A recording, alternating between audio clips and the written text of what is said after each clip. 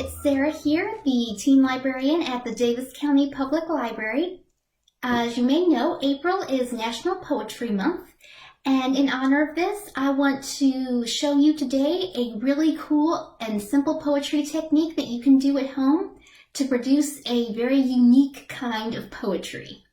But before we get into that, I want to share one of my favorite poems with you today. It is written by a poet named Billy Collins, who at one point was the Poet Laureate of the United States, and it comes from a book called Poetry 180. So this is called Introduction to Poetry by Billy Collins. I ask them to take a poem and hold it up to the light like a color slide, or press an ear against its hive. I say, drop a mouse into a poem and watch him probe his way out, or walk inside the poem's room and feel the walls for a light switch.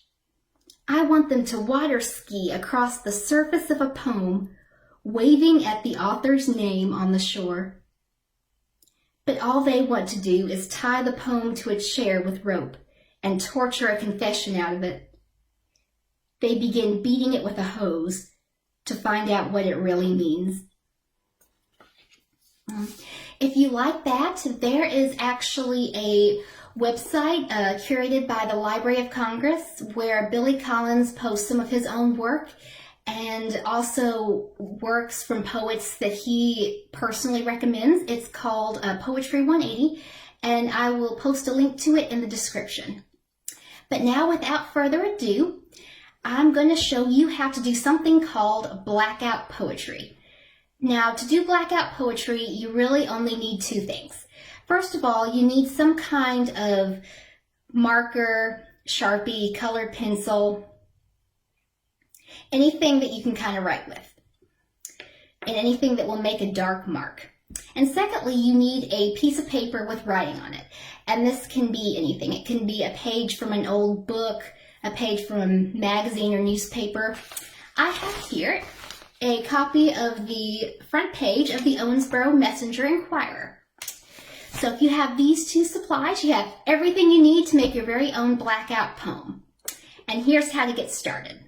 So the idea behind blackout poetry is that you're taking a sheet of paper with words already written on it, and you are using a marker or a Sharpie to cover up any words that you don't want in your poem.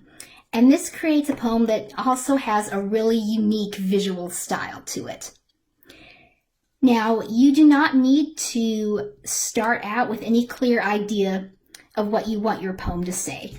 A good way to start is to just pick an area of text. I'm going to do this article right here.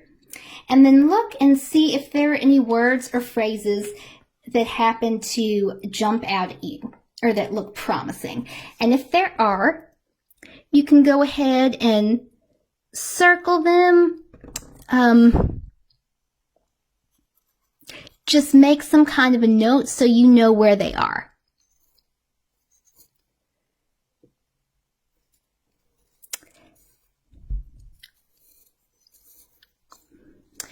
And once you have an idea of what words you want to use to make your poem, the second step is to take your marker or your colored pencil and start crossing out every line that is not part of your poem.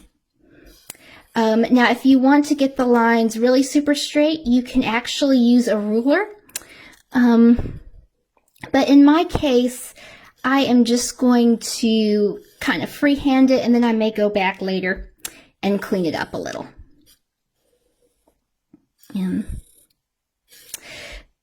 So the nice thing about blackout poetry is that it really frees you up to be as creative as you want to be within limits. So it's like a little extra bit of difficulty there, because it's asking you to create a poem with certain restrictions and certain limits. Kind of like when you're writing a poem using a format like haiku, where there's very strict rules about how many syllables the poem has to have.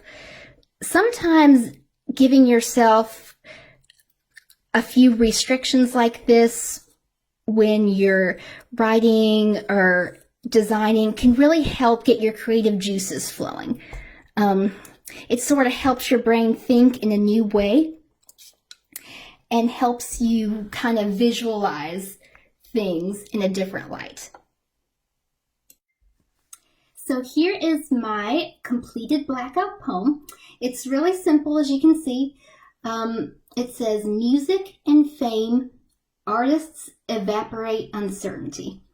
And I feel like, especially in times when it seems like the world around us is very uncertain, art can be a way to sort of bring a sense of security and hope back into our lives. So if this has inspired you at all, I hope that you will consider making some Blackout poems of your own, or perhaps checking out the Poetry 180 site and getting inspired by some of the amazing poets out on there. So until next time, thank you very much.